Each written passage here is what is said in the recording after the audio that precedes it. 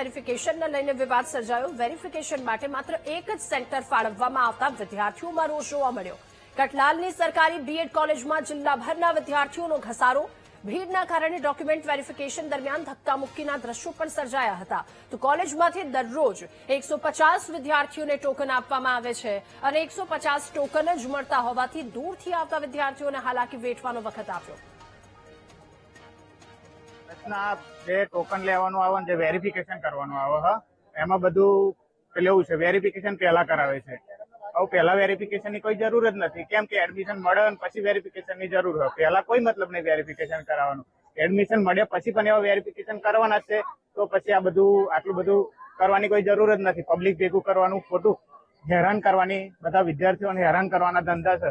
અને વેરિફિકેશન કેન્દ્ર પણ એક જ આપ્યું છે આખા ખેડા જિલ્લામાં। તો ખેડા જિલ્લાના કેટલા વિદ્યાર્થીઓ હોય? સવારે 6 વાગ્યાનું આવીને ઉભો છું અને હમણાં 10:30 સાહેબ લોકો આવ્યા છે, હવે ટોકન આપવાની વાત કરી છે। કેટલા વિદ્યાર્થીઓને ટોકન આપવામાં આવે છે વેરિફિકેશન માટે? કાલે અમે આવ્યા હતા 4 વાગે, તો ટોકન પતી ગયા તેવી વાત કરેલી, તો કે આજે આવી જજો તમને ટોકન મળશે। રોજ કેટલા આપે છે એ મને કોઈ આઈડિયા નહીં એનો। વ્યવસ્થા કેવી છે? વ્યવસ્થા તો આ લોકોના પ્રશ્ન કરતા મારો પ્રશ્ન એવો છે કે બને ત્યાં સુધી સેન્ટર વધારે રાખ્યા હોય ડોક્યુમેન્ટ વેરિફિકેશનના તો સારું રહે। આખા જિલ્લામાં અહીંયા કઠલાલ જ છે અત્યારે સેન્ટર, તો એના માટે તકલીફ વધારે પડી રહી।